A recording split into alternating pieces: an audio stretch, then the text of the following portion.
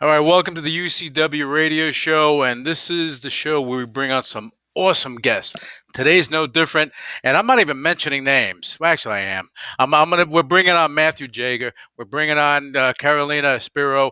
They're doing some amazing things. Let me bring them on because we have a lot of stuff to talk about. Guys, welcome to the show. I'm excited to have you guys on. Yeah, this is great stuff. So let's give a backdrop to the audience because Matt, you've been on the show a couple times, but that was Yeah, when we were doing audio. We were doing the radio stuff. Right now yeah. we're doing video. We upgraded a little bit. So maybe give them a backdrop of where you're at right now because you've done a lot of things. You've starred in a lot of TV shows. I mean, some of the anything that you said that you were going to be on. I watched, and then Cato, I was. What was it? I think you were on George Lopez. Something was going on, and you were on that. See, I remember this stuff. Yeah, good memory. Wow. Yeah. Well, I make sure that I support and I watch the things that the good people that I have around me. I support them and watch their projects because you Thanks, you man. guys have been. I'm talking too much. Let me let you guys talk. Matt, go right ahead. You and I met at a knockout dogfighting event. It was a Right. fundraiser to help stop dogfighting in the Southern California area. Right. And we did a couple phone interviews. And I remember, you sit, put in the headphones, make sure everything's good. Yep. And obviously, especially with COVID, everything's jumped up now, so we can have these video meetings. Yeah. Now you have to look pretty. So. Yeah.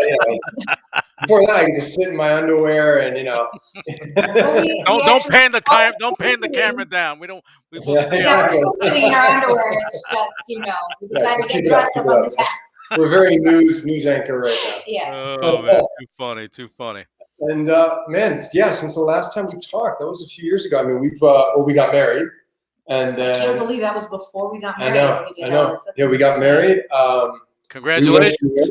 Congratulations. Yeah, thanks. Coming up on 6 years in April. 6 years in April. Oh wow. Well, we've known each other. We've known each other a long time, Matt. Oof. Yeah, we know each other probably about 10, 11 years. Yeah, something like that. Yeah. Yeah. Wow. Ooh, we're not getting old. Stop it.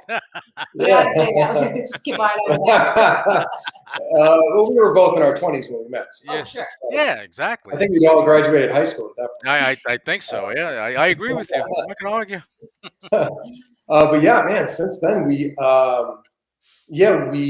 done television work, commercial work. We ended up moving to New York for a year. I booked something. I was understudying a Broadway show. We went out there for a year, and she got a recurring role on FBI for a while we were out there. And I did a thing for Blacklist, and we did a couple other little projects out there. And then we came back to LA, and then we were bouncing back actually between the two. We'd go back to New York every spring or fall just to audition around, and she actually booked an indie film that's out right now. Yeah, Never, Rarely, Sometimes, Always is like it's so funny when you book these small indie films. You have no idea. It could come out horribly. You could never air.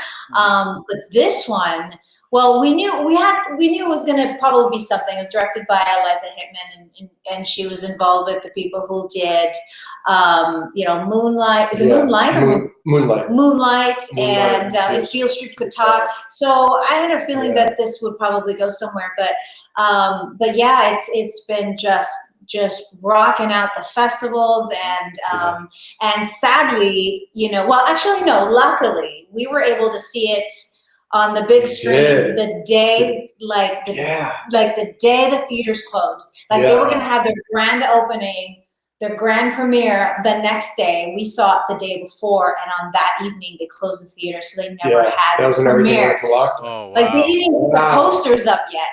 And they were getting there. You could see them with the posters rolled up. They were getting ready to put up the posters for the next day at AMC, and then they shut down the theaters. Yeah. So we were able to see the big screen. So that was cool. But it broke my heart that they didn't get that release that they deserved. But still, it's going crazy over the internet. Yeah, it's one of my awards. Yeah, it's about it's just about these these two young women who one of them got pregnant. She's like a teenager, young teenager, and she has to cross to New York to get the care that she needs to. She decides to have an abortion, and it talks about kind of just what they have to go through. They have no money. I mean, it's just an incredible, just so well directed, so well acted. Just it's so simple in the way that they portray the story. And I play a woman who helps them with their, and how she can financially pay for the procedure through Planned Parenthood and all of that. And, the options that they have out there that don't normally have in a lot of states. So it's just so well done. And it just kind of a slice out of life. It doesn't really resolve anything. It just says, look, this is what happens. Yeah. That's it. It's you almost decide, life. Yeah, but it's like real life things happen. And you have to go through it. Well, look, with indie films, it's a hit or miss. It all depends on who is directing this film. One indie film that I know of that did quite well, and no one really, people wrote it off for a couple of years before it was done, is The Wrestler. Okay, and look at him now. Look at Aaron Oakley now. He was doing that, filming that inside of his van. Nobody knew that. But look at him now. It's just a matter of the talent that's on top and how everyone just comes together. So I'm happy that was successful. You guys are getting awards, and they're gonna put your centerfold in a magazine and all that stuff. in Indie Daily, boom, right there. Well, they've already done all of this wonderful things. I just play like a small supporting role, so obviously all of the attention and accolades are going to the main cast and the directors, but I'm just it's one of those stories. But she's excellent. I'm just happy to be involved. She's excellent in it. No, I saw her in it. She's beautiful. Anyways, I'm just giving the attention. But you see how you downplay, you supporting role, lead role. The lead role is only as good as your supporting cast. So if your supporting cast is on point, everything is better because they're supporting and they're helping. Absolutely. But either which way, it was just I was just so grateful to be a part of that story because I thought it was so important to be told. And I mean, these girls, it was, I believe, their first time acting, and so it was just. It was just one of those things where when an actor first starts, you either have all of these walls or you're completely raw and completely natural, and that's who they were. And you got to see that realness, and it was just such great work from them. And I was just really happy to be part of it. So that happened well. A lot of great things happened in New York. As he said, I got to be recur on FBI. There was another film was a part of Mosquito State, which is making their festival run but not released, so I still haven't seen it. So we'll see about that. But and mainly for me, it's just I'm shifting back into directing. But this time instead of web series, I wrote a short story that's going to star my parents. I wanted to bring up your parents. You just blew me up. Your parents. They've never acted before, but you made them do something, or maybe your mother wanted to do it herself. I don't know. Well, it happened because my mother. First of all, both of my parents had full-fledged careers when they were younger. I mean, I'm talking about my dad was like a regional director. An engineering for this huge corporation, and my mom was the CFO of this huge corporation. But as they left their jobs to start like a business on their own, and that business unfortunately wasn't able to survive. And so they decided instead of going back into corporate world, they were going to do like a part-time job just to have something to do. My mom was working at Macy's and she was working with clothing, and her arthritis started to really bother her. And I'm like, Mom, I don't feel comfortable with you. I know you want to work, but it's gonna exacerbate your condition. Sure. My parents have always been super charming. My mother has a wonderful smile. She just is so, and I'm like, Mom, have you ever thought about maybe trying commercials, because you just kind of just need to be able to be authentically yourself with commercials. It's a very different kind of market than theatrical film. And I'm sure she gave you a special face that only you can you can recreate. Oh yeah, she was like, oh, she just kind of lit up. And I mean, I did have them in a little short film when I was, I don't know, maybe like 10, 15 years ago. I just put them in for fun. And surprisingly, my mom was just so able to take direction so well that I was like, I think she could do this. So I basically put her through like a week smash course. I went through all of the basics, mainly just trying to keep tapping into that just natural, raw, untainted, She way really about did. her. She, like, every step of the way, she was kind of holding their hands and helping them out. Yeah, and then I, took headshots for her, introduced her to my commercial agent. They loved her, and then they started going auditions, and especially during now, because it's all self-tape, they wanted real couples who lived together, quarantined together, and especially in the age group that they were in. So my dad started to be brought in, and they started getting callbacks and avails, and that's when I was like, all right, coast to coast, you want to take on my dad too? And so he took his headshots, and literally within 3 months of them going on like consistent auditions, they booked a campaign with Kay's Jewelers. They booked a union. Of course they did. Of course they did. Meanwhile, you have guys that are out there 10 years and they don't book anything. I know. We had That's what we told them. Yeah. Do you want to tell the conversation we had? Yeah, sure. So there was, we were congratulating them on everything, because really they had they were already, eligible to join the union within 3 months of starting. No way. We told them each how it took us like several years of trying. It took me 10 years before I even booked my first national. And so we were like, we're so happy for you guys. We're so proud of you. I mean, and we said the word, but F you just a little bit. And her mom was like, F us! Oh, man. I did those words to my parents before at that point, but they were, and then they use it all the time. Yeah, all the time. Every time they book, they're like, F us! Oh my God, that's funny. That's funny. I saw the picture of your mom when she had booked the thing, and I said, you know what? I can just see how that conversation went. I can just see it. That's great. Actually, how we found out that they booked is that they have their cottage in over here. We built them basically like an ADU unit, and so we have the main house, and they live in that cottage. Right. So we've been working on trying to communicate on, yes, we are all family living on one property, but you also remember this is our home, and so please try sort to of not. Dirty Dancing. This is your dance space. This is our dance space. Yeah, you got to lay that groundwork down. We were in bed, right? We were in bed, and my parents come rushing in. We booked it, like literally. Oh my God. Matt is struggling to put on clothes, and I'm like, stop, stop. And my mom's like, runs out. That's hilarious. That's So hilarious. Yeah. We put on our clothes. We went. That right there is something you have to write into a movie, because really, that's funny. That is funny. We're like, congratulations. He has never entered our home again without texting us saying, "Hey, we just wanted to come in. Can we borrow?" Yeah. She doesn't want to go through that again. That's for sure. No. Oh my gosh. Hey, Matt, I want to ask you something, because you've been in plays and everything. What's your take on what's going on Broadway and beyond that with the theaters and the how they're shut down and the workers can't work? What's your take on everything?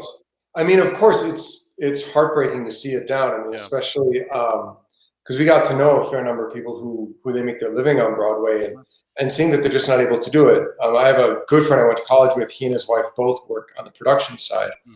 The downside, of course, is that with theater, you are required to sit in very close contact with other people for hours at a time, which in an era in the middle of a pandemic, you just can't do. One of the workarounds that I've enjoyed, that I've liked seeing, are these sort of virtual people either doing readings or performances. I was part of a reading over the summer but I think it's by no means a replacement for Broadway, and you can't replace Broadway. Broadway is Broadway, but I think it's a way for people to still experience that, to have the live performance feeling. Also for the performers and the people involved on the technical side to make some money. But yeah, I mean, it's as far as my take on it, it's a heartbreaking necessity. Yeah.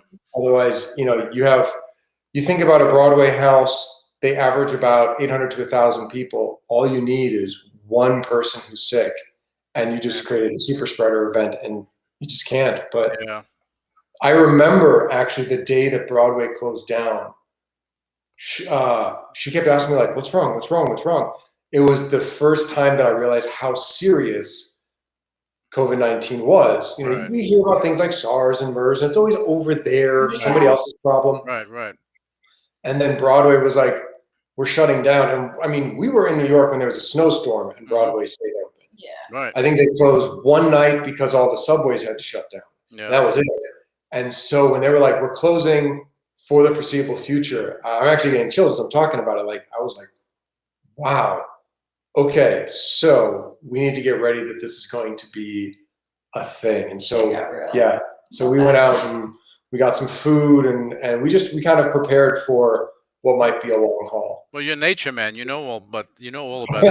Right? We did, yeah, and we've got our stuff if we need it, But yeah, we prepared to, like I said, we prepared for the long haul. Yeah, and now starting to do things to still continue performances. Yeah, they're working with SAG-AFTRA to work out a deal where they can. SAG-AFTRA and Equity had a huge negotiation, and there was some rocky moments to be sure, but they worked it out so that what would be, if it was live, it would be an Equity contract, but because they want to air it, it should be a SAG-AFTRA contract.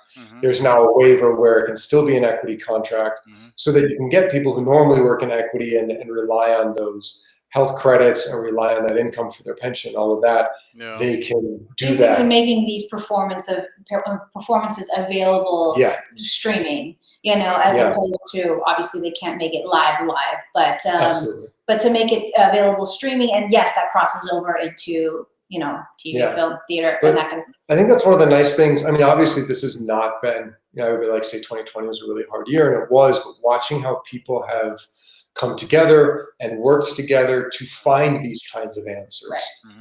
Two unions who, started out a little like, no, we want this, who were able to then find an answer and find a solution.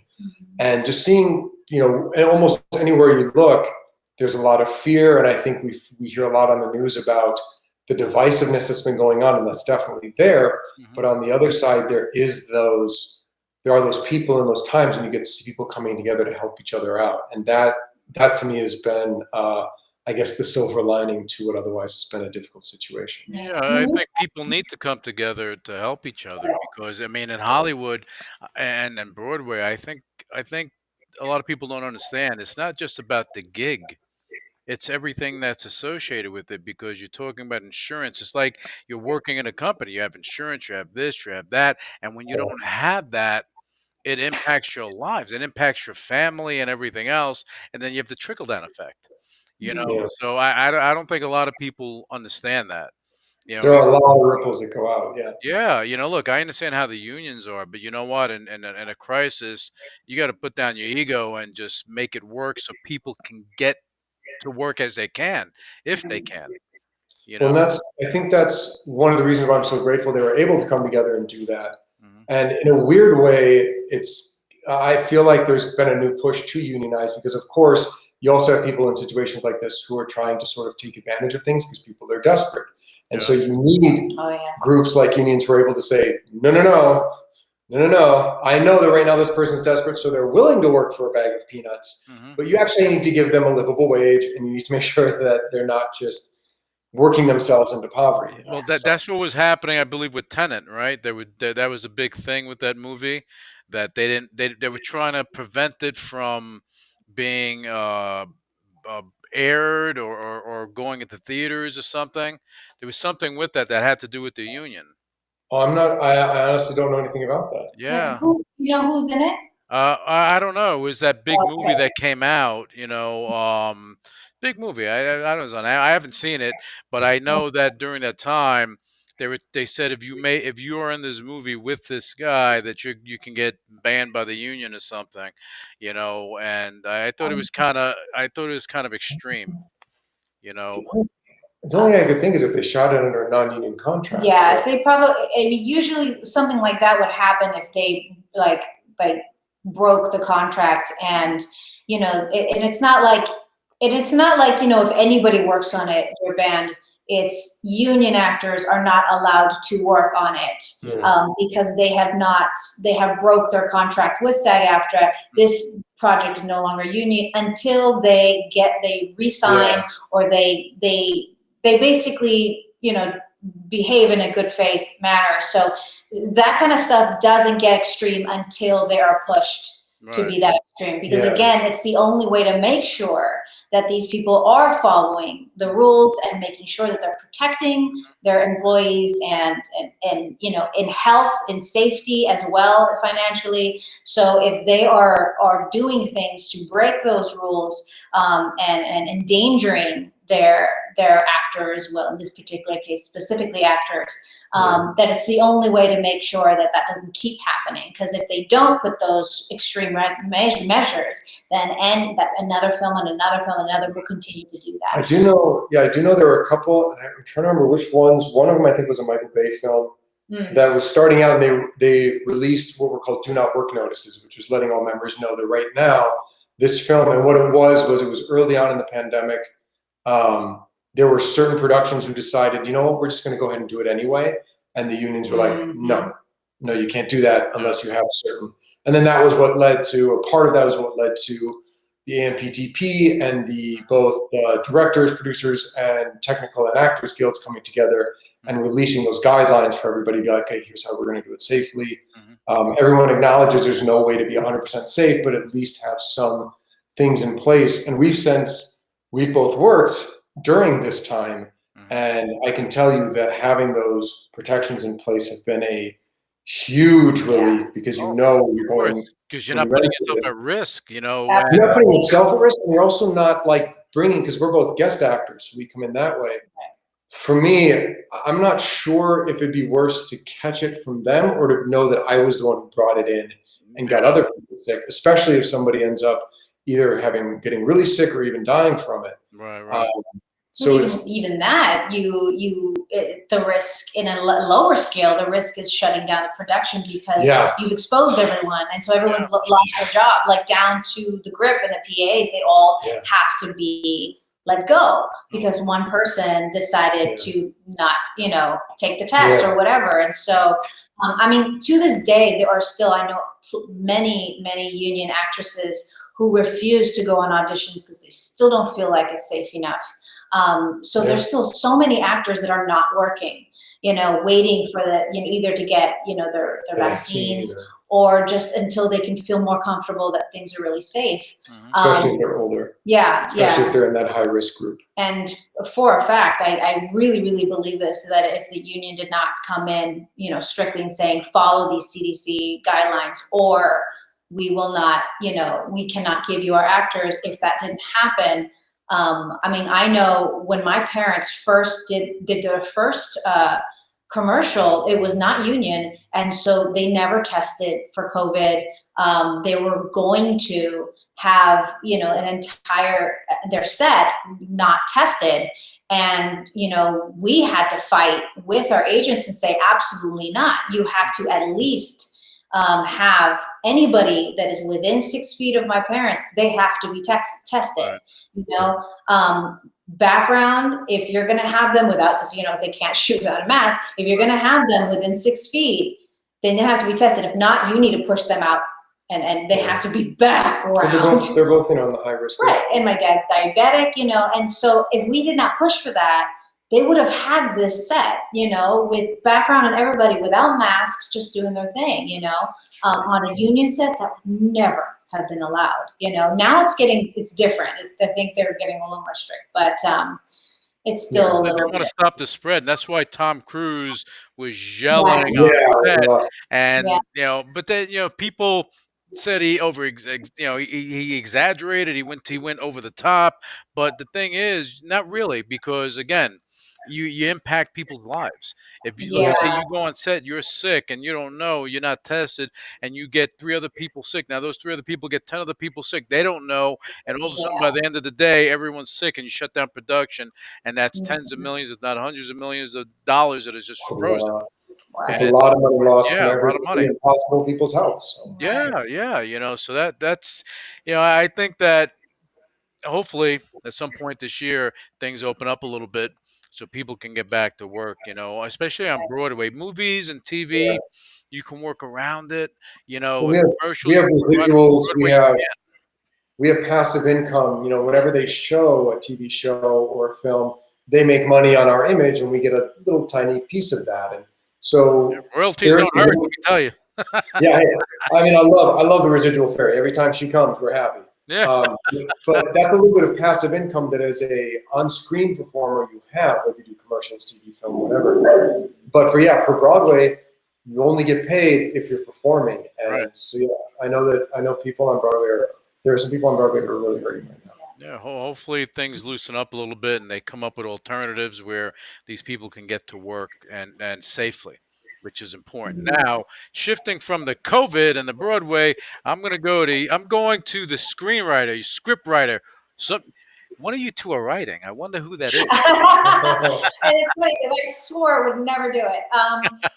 Yeah, because I had always, wanted to just, if not completely shift over to directing, but shift more over there. And I've had, I have some wonderful friends who are independent female directors. And I had one person say, she's like, because I was just like, I just want to produce. I want to direct. And she's like, honey, if you want to direct, you're going to have to produce. And if you're going to produce, you're going to have to write. You're going to have to do it all yourself. And I'm like, oh, okay. And so I started to write, a little bit about what I know. This, I don't know if you know this, but I am a hula dancer. I dance. I'm not shocked. I'm not shocked. I'm not shocked at all. So I've been doing that for 6 years, which is a completely immersive. I mean, you have to learn about the culture and the language and everything. And so I started to write about that. But then, Corona hit, and there's just no way I'm going to be able to shoot big shows, big performances, crowds, nothing like that. So Matt and I were like, okay, well, what do I do? He's like, babe, I think you're just going to have to start over. I was like, I have to write another. And I just kind of looked out the window. I'm like, what can I do? What can I shoot now? What can I shoot now right away in this situation that we're in? And I was like, okay. And I looked around my neighborhood. I'm like, all right, I'm going to write a story about an Avon lady.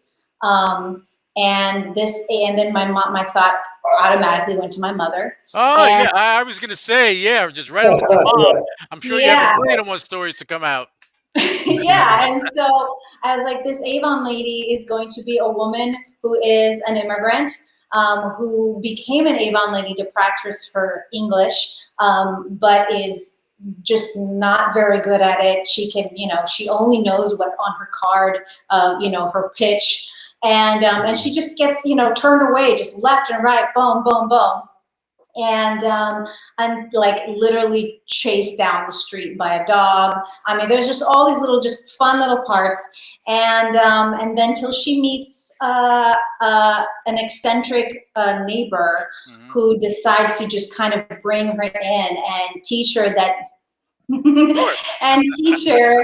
that you don't need to know the perfect words or the language to sell something. You have to believe in the product.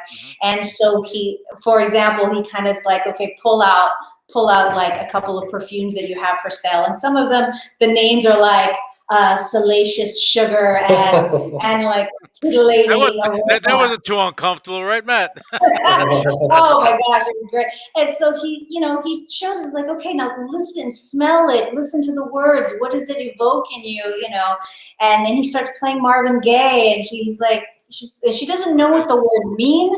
She doesn't know what the words are saying in the music, but she can feel the sensuality. And so she's like, okay, tell me again. What are you holding? She's like, salacious sugar. Oh my God. And so she uses that. Nice. And so there's a lot of fun scenes of her kind of getting into this mood and him just loving it and saying, okay, go sell it. And of course, she goes back to the same houses. And because she's just really believes in it and sells it in a way that expresses, what each smell invokes in her, she's able to sell these products. And then in the end, of course, she's enjoying all of her purchase order forms and her success, and she sees a man trying to sell his services as a roto-rooter, and he doesn't know any English. My dad. Of course. And, except because he also knows Portuguese, we're gonna sell him as someone who's from Portugal, Portuguese immigrant, and so and she just kind of looks at him and smiles, and then cut to back into the neighbor's apartment, and he brings him trying to get him to sell, his snake, his. Oh my God, that's funny. You became the Jordan Belfort of comedy. Yeah, so I wanted something small. So, and the funny thing is, what was insane is my mom was like, that I used to be an Avon lady, but it wasn't Avon, it was Mary Kay, I believe. Right. She's like, that was my first job coming to this country, and I did it to learn English. And I'm like, what? And she's That's like, funny. yes. And so I'm thinking that maybe I must have heard the story when I was a kid, and it just kind of buried in the recess. Yeah. But just to find out that was a true thing for her, just kind of added layers to the story more than anything. And so, but yeah, I'm excited. I've finished it. I've gotten it down to 14. Oh, now who do we have here? Who do we have? He will also be in the short. Yeah, this is Papi. This is Papi.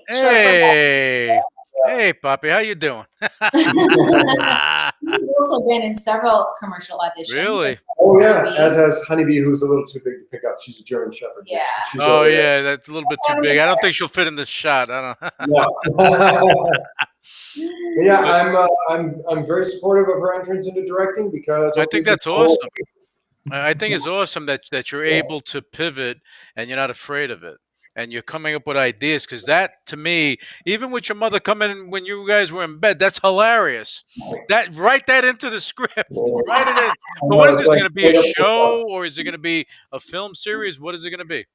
Right now, it's just a short film, mainly because anything bigger, it's going to delay me actually getting to set and doing it. So I wanted something short, something that I can, show others and say, okay, when I say that I'm a director, here's my proof. This is what I've done. This is my style.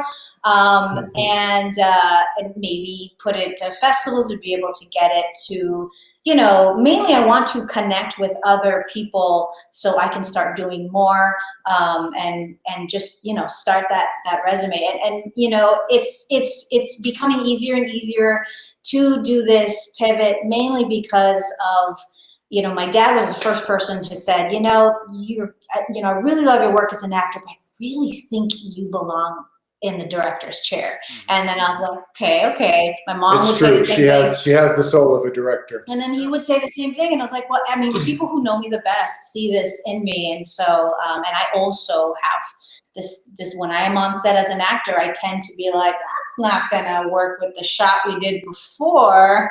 But, so I just tend to kind of like think when you're on set as an actor, and if you know the different components from the lighting to everything else, it hits you. And when you get from going in front of the camera to going behind the camera, all of a sudden, someone may be green at something, but hey, you need to be here for this shot to be a certain way and for everything to hit a certain way, the light to hit you a certain way, because you've been there. And I think having that experience helps. Yeah, and I think especially because as an actor, you work with two different kinds of directors. There's the directors who are very technically minded. Either they went to film school and they went in in through a more technical way, or they started out as like a DP or something like that. Mhm. And they can set up the perfect lighting, they can set up everything, but they have to learn the skill of communicating with the performer. Right. You know what I mean? And then you have the other kind who have come at it from a more performer perspective, Mhm. and they're very good. They can tell you exactly what they need, and they're sort of as a performer, it's nice to have that because you have this sort of dialogue and this language that you can use, Mhm. and then you see them, and obviously then the skill they had to learn was the more technical side. Right. As a performer, I'm highly biased. I like to work with a person who has that performing background. Yeah. Mhm.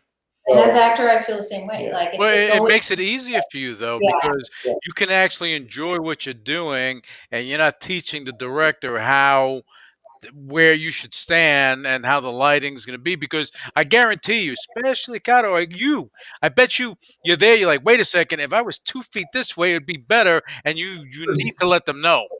Yeah.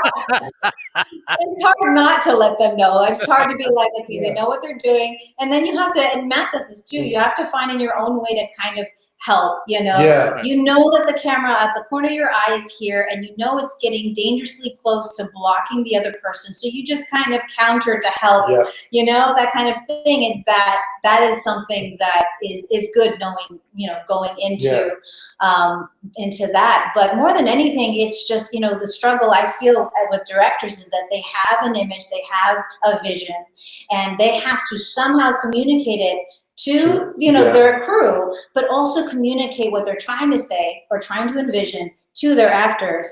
And then another aspect to it is you have to kind of let go a little bit of your vision, because you have to let the actor create as well.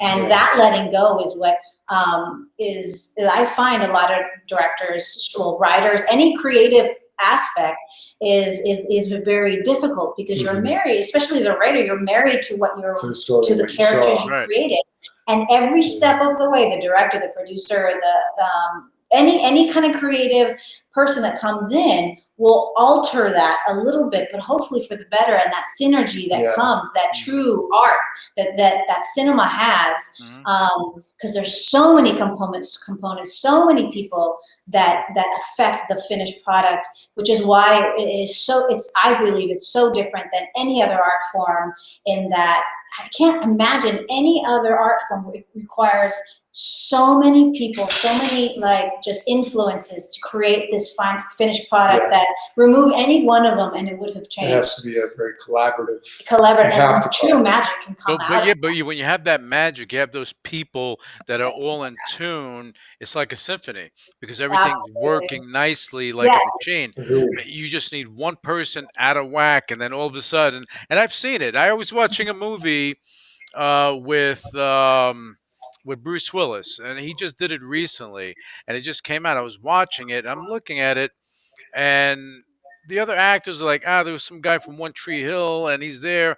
And I said, the actors are, and then the one that played his wife, she was definitely not an actress, and it was like just very bad, and it made me want to shut the movie off, and it's like, but I said, it's Bruce Willis, it's got to get better, right?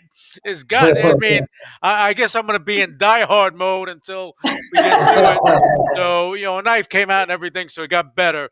But because they killed her, they knocked.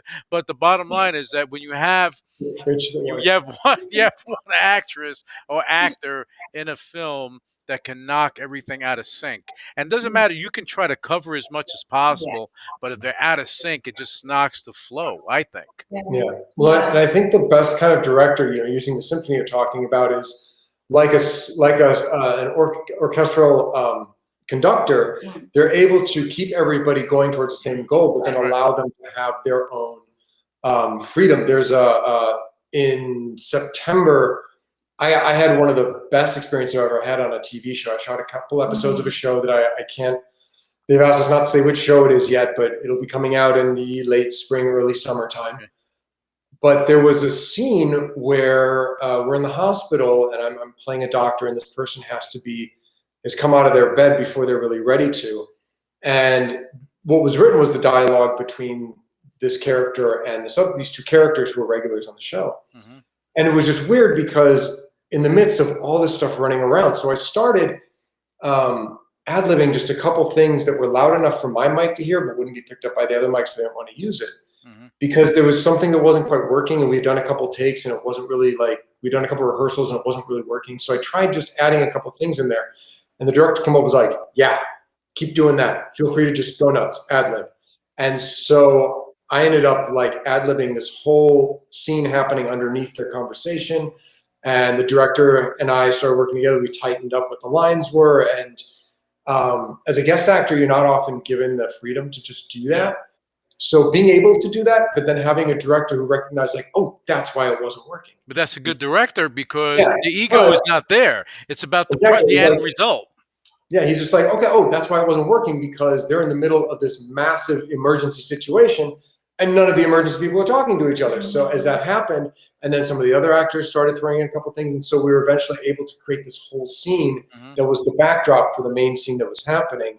And you know, not only did we all get a little more screen voice time, which is always nice, but it really fleshed out what was happening between the two characters and gave it sort of put a little more meat on the bones of the scene. It's going to draw the audience in closer because there's something going on. They're like, wow, something's happening. As opposed to focusing on these two guys. They're focusing on the scene itself. Yeah, and I went in to do some looping, and I got to see the scene, and yeah, it came out really nicely. I'm excited to see how when it airs. See, but if you weren't experienced like you are, you would have been afraid to do that, like most people would be. Right, and that's where it's nice when the experience comes in, and you know, I couldn't even tell you how many jobs we've done at this point, but you got to learn. That's the hardest part, I think, as a performer, especially when you're a guest, when you're supporting or you're a guest star, is finding that line of, I'm offering something, but I'm not getting in the way. Right. There's a difference between like, I'm offering something to help this goal that we're all heading towards. Or being pushy. And I'm being pushy, or I'm trying to make it all about me when it's not about me. It's about whatever this. It's all in a presentation and how you bring it to the table. You know, if you throw a turkey, you slam it on the table, the people aren't going to really adhere to it. But if you're nice, hey, if you want a slice, we can do this, then people will come to it. Yeah. And you have to know what it's that it's not about you. It's not about you. And I have to say, even watching, I got to work with this last project. There were a couple really big names that I got to work with, which was exciting. And even watching them, everyone else is treating it like it's about them, and they're not treating it like it's about them. They're treating it like, this is the story, this is where we're going to, this is what we're doing. And I think that's the mark. That's something that I always look up to in another professional when I'm working with them, when it's like, they don't make it about them, even if they're insanely famous, even if they're whatever. It's like, oh no, we're all working together to make this happen. But key word, professional. If you're a professional, you know how the machine works and what you need to do. If it's about you and your ego is there, you know what? People don't like working with people like that. And with the shakeup in Hollywood, with this Weinstein and all this other nonsense, hopefully all that crap is gone and people can actually go and act and really create some great projects without the nonsense. Yeah, I think a lot of times, with all of that, it hurt me to say that name. Let me tell you, the toxicity that came out. I think I have a feeling we're going to be dealing with that fallout for a little while, because there's always people who want to do it. But I think what people don't realize is the great product that came out, like a lot of the great stuff that came out that Weinstein produced, came out despite him doing that, not because of him doing that. Right. And when you're able to not be that influence in the product, I think it's a lot easier to get a good product. Yeah. Personally, in my experience. Well, you look, I mean, not to harp on him, but his company, they produce some great movies, but the individual, well, anyway, he's going to be looking at four walls for some time. So that's his issue. Yeah. So now let's get back. You're doing some audiobooks. Oh, yeah. So one of the other things I remembered, see? Yeah. One of the things that when we did New York, when we were in New York, after the Broadway show, it closed earlier than we expected, so I had a little downtime. And I started looking for something to do, and I don't remember how it popped up. We started, Oh, it's You because took- we You took a voiceover class. Yeah, in New York, the union offers like free workshops, free classes. The SAG After Foundation, they offer free classes to members. And then, mind if I take it? Yeah, no, go ahead. SAG After Foundation, they offer free classes to members, including casting workshops and ways for working professionals to keep honing their craft and explore new things. And Carolina took a class which was an intro to voiceover, and just different ways you can do, whether it be looping, whether it be commercial voiceover and all of that. And because she's bilingual, she had already been doing some work in the voiceover, especially in the Spanish language realm. So she wanted to kind of find out more about that. And she mentioned that it was a really good class and I should check it out. And I was like, oh, okay. And I went and I looked at it. And for whatever reason, man, they mentioned audiobook narration. And I already had enjoyed listening to audiobooks. I'm kind of a bookworm. I'm always reading or listening to something. And you can see her nodding in the background. She's like, yeah, it's true. That's I love good. I mean, you get lost. You get lost in books. Yeah. I love reading. I love that stuff. You learn, you get lost, and yeah, then you're like, yes, dear, while you're reading the book. I know how it works. Yeah, I think sometimes she's like, I think I'm jealous of your audiobook right now because I was listening to a particularly good one.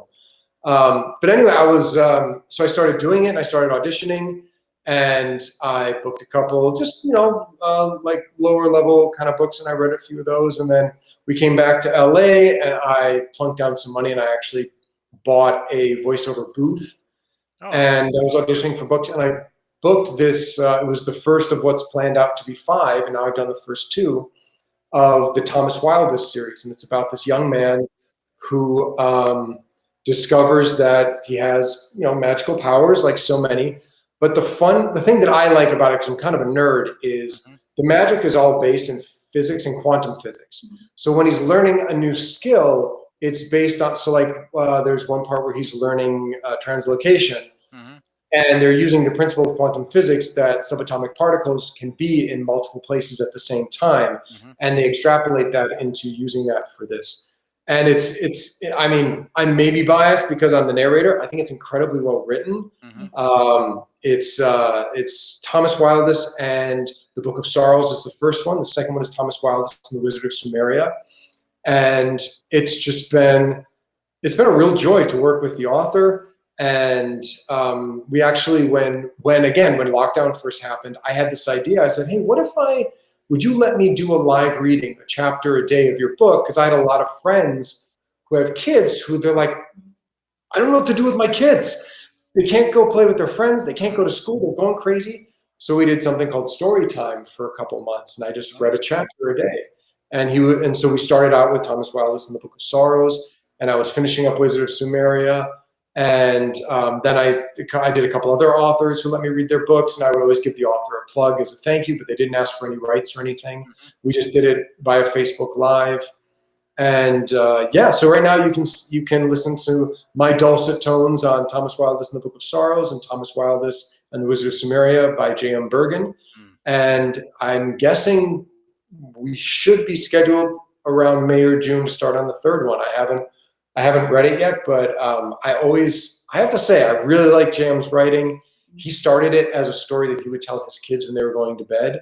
And he does, I believe it's technical writing. And so he started kind of writing it as a challenge and a project. And then he's just been exploring it and expanding it. And I have to say, it's a lot of fun. We listened to one of them on a road trip we took with her parents.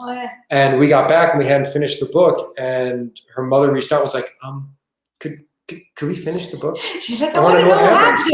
I want to know how it ends. And I think that's great because you're doing different things outside of just acting, which makes you more versatile. I've seen both of you in action. And when you're acting, it's just interesting because you are so natural at it. When you're in your scene, you're a part of it. You know what I mean?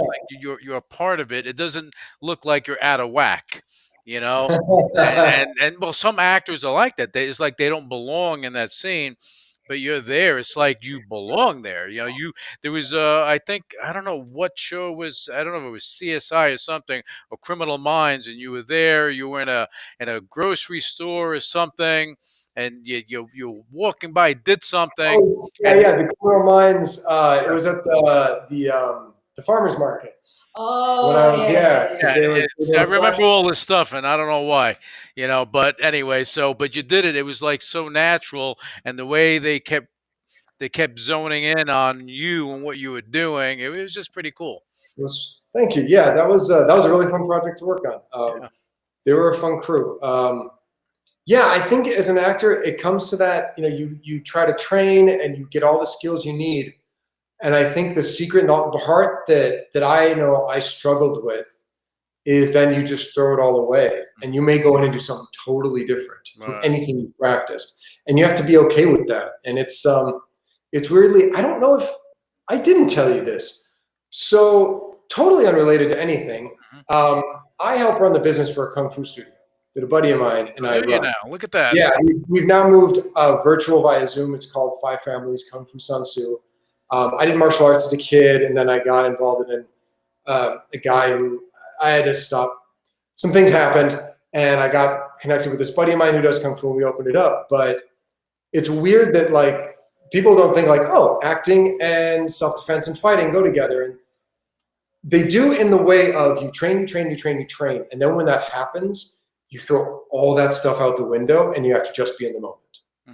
Whether it be acting or whether it be in a stressful situation where you have to do something like that, if you're caught up in things that you've decided ahead of time, and I'm saying this because I know you're into MMA and you're into boxing and you're in that way, you know what I'm talking about. Oh, yeah. If you're caught up in what you plan to do ahead of time, you're never going to be successful. Or if you are successful, it'll be despite the mistakes you're making. Nope. You have to throw it all out the window and then just be there in the moment and react however you need to react. And that's life. There's no plan. I mean, you think you have things, like Mike Tyson says, everyone has a plan until they get knocked out, right? I'm not, but that's the reality, because you think you have a plan until something shifts. If you're not nimble enough, you can't pivot here. Look at what you guys are doing now. Audio books, writing, directing. This is the stuff you're doing, but you're seeing that, hey, your skill set is rising.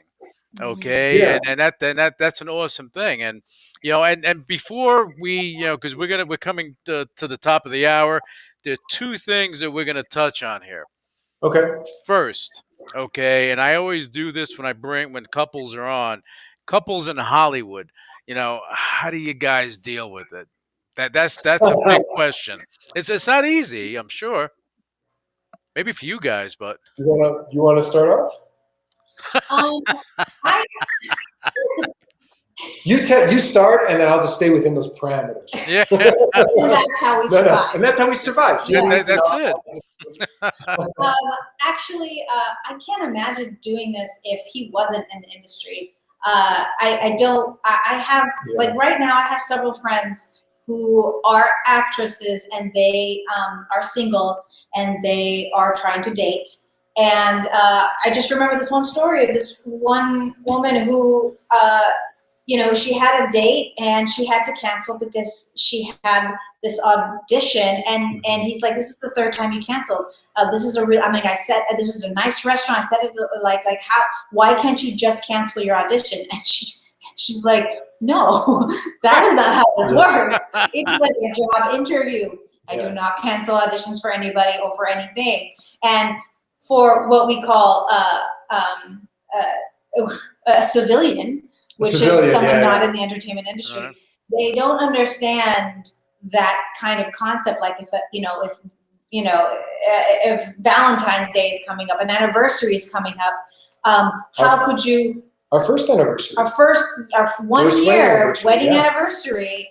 I had to drive up to, what's this place called? Trona for a California. Toyota commercial. I couldn't even be with him and somebody who's not in the industry would not understand why that would be more important. Mm-hmm. And that's the only way we survive. So our first two anniversaries we were separate. Yeah, the second year he was. I was doing something. Yeah, I think you were doing Dodge. Was he doing Dodge? I was doing something, but yeah. So our first two anniversaries, one of us was out of town shooting something. Yeah. Mm-hmm. And so it wasn't until we were both out of town in New York for that job that we were able to celebrate our anniversary together. And even then, I think I had rehearsal till late, so we had to kind of point being figure is it that out. Yeah. being in the same industry, we can understand that. Like Yeah. we wouldn't doubt for a second that we wouldn't for a second think about, oh, I wish you would give this up so we could. I mean, it would even cross our minds. We wouldn't never expect that from each other because we're in the same industry. The downside, obviously, is that both of us, our income is always in flux. Right. So we have to come up with ways to, once we have our income, to stretch it out as long as possible. Hopefully until the next person books the next thing. And like when we were first starting out and we're still struggling, we kind of make a deal where whoever books a commercial, that person would pay rent for that month. Yeah. To give the other person check in. Yeah. So that the other person was struggling. And that's kind of how we went through that beginning phase. Right. But right now, I mean, the farther we're getting on our career, the better it's getting. Like especially now, if I'm switching over to directing and all of that, I already have my actor right here. Or if I need, and since he also has experience behind the camera, I think what really works out also, I can't just say that any two married actors and it would be great. No, jealousy can be an issue sometimes. Oh, absolutely. Absolutely. If one person keeps booking and the other one doesn't, that's got to be really hard. I think you have to, because I'll say right off the bat, she books more than I do. Period. She just does. Because I'm female, Hispanic. And she's bilingual. I mean, she's much more marketable than I am right now. Yeah. And especially as a man who grew up a certain way in the Midwest, there was a certain amount of ego and pride swallowing that had to happen and continually has to happen to be like, that's the reality. And so in those times, having to remind myself that, no, now's the time to be her cheerleader. Now's the time to be her supporter. And even if I go for a year without booking, my job is to support her and then find a way that I bring in income, however it may be. And, maybe an audiobook, maybe whatever. But being each other's cheerleader, not when it's easy, but when you're feeling like your career is going nowhere and they're getting all these accolades, still being that cheerleader and finding that, I think, is very important when performers or artistic and creative people of any stripe are together as a couple. Well, that's teamwork. If you guys are working together, you're together. And I think that's a key thing because, Matt, you just mentioned something that you got to be a cheerleader when things are not going good for you, but they're going good for her and vice versa. I mean, that's a tough pill to swallow. And I remember going back from the first day we met, you don't understand that when I was talking to him, he mentioned you, and it was like he lit up like it was the 4th of July and Christmas and everything put together. And I said, really? He's like, yeah, and just that passion that came out. And I'm not surprised you guys are like this, because if he's like this, that means you're like this. And the bottom line is, together, you guys make a unit that works. Absolutely. And that support factor is important. It's very important. So far, so good. Yeah. I think you hear all this stuff in Hollywood with actors. They get married and they do this, and all of a sudden this one makes a movie, is cheating on this one and doing this and doing that. I mean, it's a little different because we are working actors. We're not stars. That's true. We're not celebrities where you got to. So I can't sit here and say that would never happen to us if all of a sudden we became, Angelina Jolie and what's the Brad Pitt. Well, let's say it's never going to happen, because we can't have that happen. You guys got to stay the way you are. Even if you get super duper uber famous and all that stuff happens, how you are is the real. Okay. I mean, we've never been famous, but I think there's a whole other level, I think, of self-knowledge you have to have when suddenly you have people, for lack of a better word, throwing themselves at you. But I will say, we've both had scenes where we've had to watch each other make out with somebody or have a scene with somebody. And what has always stuck in my head is one of the funniest and most surreal moments I'd ever had. I was doing a play called Chinglish here in Los Angeles. Right. And my co-star was an actress named Carol Wong, who's actually in the new Top Gun movie that's coming out. Okay. Delightful, brilliant actress. And we had a scene where we're both in our underwear making out on a bed. And it is a comedy, so jokes are happening as it's happening. Both my wife and my mother are in the audience. And I know both of their laughs very well. So I can distinctly remember kissing Kara and then working my way down her body as we're both in our underwear on a bed and hearing both my wife and my mother laughing louder than everybody else. The joke that was just made, they thought was hilarious in the context of knowing me, and just having that surreal moment of like, yep, this is my career. where your wife's laughing at you while you're in bed. Okay, you know. Yeah, but I mean, it's something you do. I saw her in a play where she was making out with a guy, and I was there with my cousin. My cousin's like, how can you watch that? And I was like, it's part of the business. Yeah. She's got to watch me. I got to watch her. Yeah. It's what it is. But there's the maturity factor, understanding this too, because not a lot of people can suck that up and handle that. Well, I mean, yes, you have to have a mutual trust, and that's what I love about us and our personalities is that we're not the stereotypical, completely like creative brained type people. True. We're also very logical. We're both children of engineers. Yeah, I mean, people, so. So when we deal with like, marital issues, we come at it in a very logical sense where we sit down, we have a conversation, we go to therapy because we really believe that is the key to every believer in couples therapy, and whether you have issues or not, you know. So we come at it absolutely. In that way. We're not always, we're not driven by emotions and dreams. We are driven by passion, absolutely.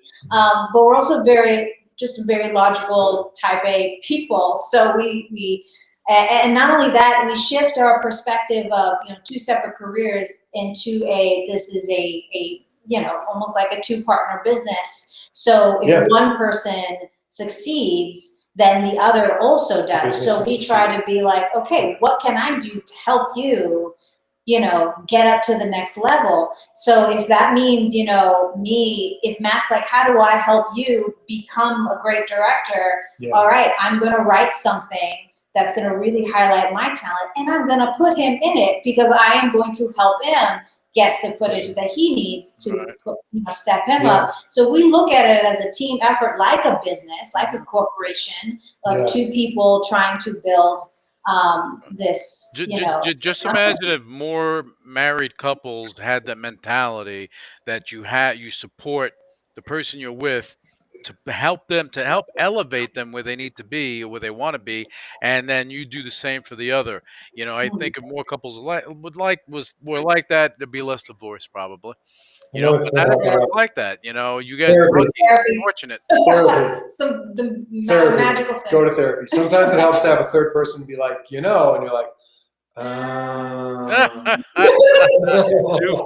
too funny. But that's great. That's great advice. You guys out there, go to therapy if you need to and make your marriage work because it's worth it.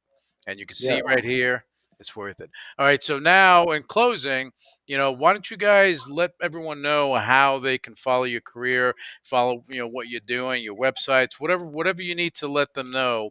Is there anything that we're missing out from covering today?